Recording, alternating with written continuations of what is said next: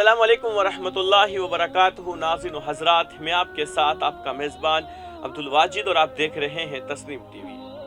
ناظرین، آج کی ہماری خاص پیشکش اسلام کیا کہتا ہے میں بات کریں گے قربانی کے بارے میں۔ قربانی کا مقصد کیا ہے؟ محبوب خدا سرتاج الانبیاء کا فرمان ہے کہ ہم انبیاء کے گروپ میں اپنے اپنے مراتب کے اعتبار سے امتحان کے صحبتوں میں ڈالے جاتے ہیں۔ حضرت ابراہیم خالق ارض و سما کے جلیل القدر پیغمبر تھے۔ آپ کا مقام اور مرتبہ جتنا بڑا تھا، آپ پر اللہ تعالیٰ کی آزمائشیں بھی بہت کڑی تھی۔ آپ کی پیدائش سے ایک بت پرست گھرانے میں ہوئی، لیکن شروع سے ہی حضرت ابراہیم علیہ السلام کو مالک کائنات نے رشد اور ہدایت کی نعمت سے نوازا تھا۔ آپ کی پہلی آزمائش تو آپ کے والد تھے، جو بت پرست ہونے کے ساتھ ساتھ بت تراش بھی تھے۔ لہٰذا حضرت ابراہیم علیہ السلام نے پہلی دعوت اپنے والد کو دی، جو والد نے سختی سے رد کر دی اور گھر سے نکال دیا۔ آپ نے دوسری دعوت حق اپنی قوم کو دی، انہوں نے بھی سختی سے انکار کر دیا۔ ظالم بادشاہ نے اپنا دربار بلایا تو آپ نے وہاں بھی حق کی آواز کو بلند کیا اور توحید پرستی کی دعوت دی۔ بادشاہ کا مزاج برہم ہو گیا۔ گستاخی کی سزا یہ ٹھہری کہ آپ کو آگ کے ایک بڑے آلے میں ڈال دیا جائے۔ آپ کو آگ میں ڈال دیا گیا، لیکن آپ نے خدا کے دامن اور حق پرستی کو نہ چھوڑا۔ اپنا سارا مال و دولت مہمان نوازی اور خدا کی راہ میں خرچ کر دیا۔ اپنی قوم سے مایوس ہو کر اپنا پیارا وطن چھوڑ کر سرزمین فلسطین میں آباد ہوئے۔ پھر بڑھاپے میں 86 برس کی عمر میں اللہ تعالیٰ نے بیٹا عطا کیا، جس کا نام حضرت اسماعیل رکھا گیا۔ اب ایک اور کڑا امتحان، ایک اور بڑا امتحان منتظر تھا۔ اللہ کے حکم پر بڑھاپے کی پونجی حضرت اسماعیل اور بیوی کو اپنے سے دور فاران خاران کے بیابانوں میں چھوڑ آئے۔ ان تمام آزمائشوں سے حضرت ابراہیم سرخ روح ہوئے۔ اب ایک اور بڑی آزمائش کی تیاری تھی۔ حضرت ابراہیم 3 مسلسل شب سے یہ خواب دیکھ رہے تھے کہ اللہ تعالیٰ فرماتے ہیں کہ ہماری راہ میں اپنی محبوب ترین شے اپنے بیٹے کی قربانی دو۔ حضرت ابراہیم علیہ السلام اچھی طرح جانتے تھے کہ ان کے محبوب ترین شے بڑھاپے کی اکلوتی اولاد ان کا بیٹا اسماعیل ہے، چونکہ انبیاء کا خواب وحی الہی اور حکم الہی ہوتا ہے جو کبھی غلط یا جھوٹا نہیں ہو سکتا۔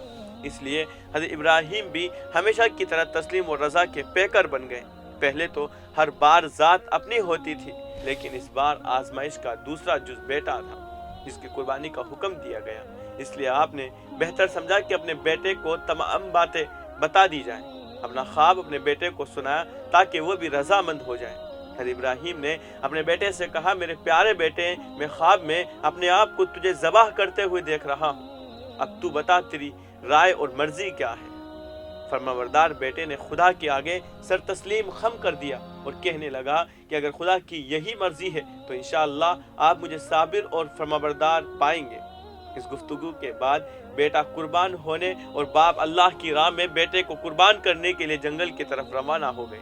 باپ نے بیٹے کی مرضی کے بعد چھری کو تیز کیا، بیٹے کو مذبوح جانور کی طرح ہاتھ پیروں سے باندھ دیا۔ پھر حضرت ابراہیم نے گدی کی طرف سے ذبح کرنے کا ارادہ کیا تاکہ بوقت ذبح وہ اپنے محبوب بیٹے کا چہرہ نہ دیکھ سکے۔ یہ بھی کہا جاتا ہے کہ انہوں نے بیٹے کو عام جانوروں کی طرح پہلو کے بل لٹایا اور اس کی پیشانی ایک جانب سے زمین کے ساتھ ملی ہوئی تھی۔ مفسرین کا کہنا ہے کہ جب حضرت ابراہیم نے بیٹے کے حلق پر چھری چلا دی اور اپنی زندگی کے سب سے بڑے آزمائش میں بھی سرخ روح ہوئے، لیکن چھری چلانے سے کچھ بھی نہ کٹا، تو اس وقت خالق کائنات کی طرف سے آواز آئی، اے ابراہیم، یقیناً تو نے اپنے خواب کو سچا کر دکھایا، یعنی ہم آپ کی جو آزمائش کرنا چاہتے تھے وہ مکمل ہو چکی۔ حضرت ابراہیم اللہ تعالیٰ کی ہر آزمائش میں ثابت قدم اور کامیاب نکلے۔ اللہ تعالیٰ نے فرمایا یقیناً یہ کھلا امتحان تھا، اور فرمایا ہم نے ایک بڑا ذبیحہ اس کے فدیہ میں دے دیا۔ اب لڑکے کو چھوڑو اور جو آپ کے پاس یہ مینڈا کھڑا ہے اس کو اپنے محبوب بیٹے کے بدلے میں ذبح کر دو۔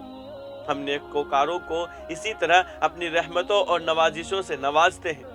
لہٰذا حضرت ابراہیم نے حکم خداوندی کی تعمیل کی اور اس مینڈے کو ذبح کیا۔ رب ذوالجلال کو حضرت اسماعیل کی فرمانبرداری اور حضرت ابراہیم کی عظیم قربانی ادا اور عبادت اتنی پسند آئی کہ بطور یادگار یہ ہمیشہ کے لیے ملت ابراہیم کا شعار قرار پائے اور آج بھی ذی الحجہ کی 10 تاریخ کو تمام دنیا اسلام میں یہ قربانی اور شعار کو اسی طرح منایا جاتا ہے۔ قربانی، قربان، قربت اور قرب تمام مترادف الفاظ ہیں۔ اس کا مطلب ہے کسی کے نزدیک ہونے کی کوشش، کسی کو راضی کرنا اور کسی کی توجہ چاہنا، کوئی ایسی عبادت، الفاظ یا کام کرنا جن سے کسی کی توجہ حاصل کی جا سکے یا کسی کے قریب ہوا جا سکے۔ جس دن سے حضرت انسان زمین پر آباد ہوا ہے اسی دن سے یہی قربانی کا تصور بھی ملتا ہے، جیسا کہ قرآن مجید میں حضرت آدم علیہ السلام کے 2 بیٹوں حابل اور قابل کی قربانی کا ذکر ملتا ہے۔ فلسفہ قربانی اللہ تعالیٰ کی رضا اور حصول تقوی ہے۔ فرمان باری تعالیٰ ہے، اللہ کی بارگاہ میں قربانی کے جانوروں کے گوشت اور خون نہیں پہنچتے بلکہ تمہارا تقوی پہنچتا ہے، یعنی اللہ تعالیٰ کی عنایات پر اظہار تشکر کے طور پر اپنے حلال مال میں سے اللہ کا قرب حاصل کرنے کے لیے اللہ کی راہ میں قربانی کرنا۔ قربانی کی فضیلت بہت زیادہ ہے۔ امام ترمذی اما عائشہ سے ایک روایت فرماتے ہیں کہ شہنشاہ دو عالم محبوب خدا شافع محشر ساقی کوثر نے فرمایا کہ قربانی کے دن اللہ تعالیٰ کی بارگاہ میں انسان کا کوئی عمل قربانی کرنے سے زیادہ پسندیدہ نہیں۔ قربانی کا جانور قیامت کے دن نیکیوں کے پلڑے میں اپنے سینگوں، بالوں، کھروں اور رگ اور ریشہ سمیت آپ کا اور قربانی کے جانور کا خون زمین پر گرنے سے پہلے اللہ کی بارگاہ میں قبول ہو جاتا ہے۔ قربانی کا اصل فلسفہ تقوی کا حصول اور محبوب کو راضی کرنے کی کوشش ہے۔ اگر تو ہم اسی جذبے اور شوق سے قربانی کریں گے تو یقیناً بارگاہ الہی میں قبولیت کی سند پائیں گے، اور اگر ہم بڑے جانور لوگوں پر اپنا رعب ڈالنے کے لیے، معاشرے کو اپنی دولت کی نمائش کرنے کے لیے کریں گے تو ہم روز محشر قربانی کے ثواب سے محروم رہیں گے۔ فلسفہ قربانی یہ بھی ہے کہ خدا بزرگ و برتر کی رضا کے لیے ہر کام کرنا، اپنی قیمتی سے قیمتی شے کو ایک لمحے سے بھی پہلے اس کے حضور قربان کر دینا۔ قربانی کا مقصد رب ذوالجلال کو راضی کرنا ہے، اس کی اطاعت کرنا ہے، اس کی نعمتوں کا شکر ادا کرنا ہے، نہ کہ دنیاوی شان و شوکت کے لوگوں پر اپنی دولت کا رعب ڈالا جا سکے۔ آج کی اس رپورٹ میں بس اتنا ہی۔ مجھے دیجیے اجازت اور آپ دیکھتے رہیے تسنیم ٹی وی، آپ کے میزبان عبدالواجد کے ساتھ۔ اللہ حافظ۔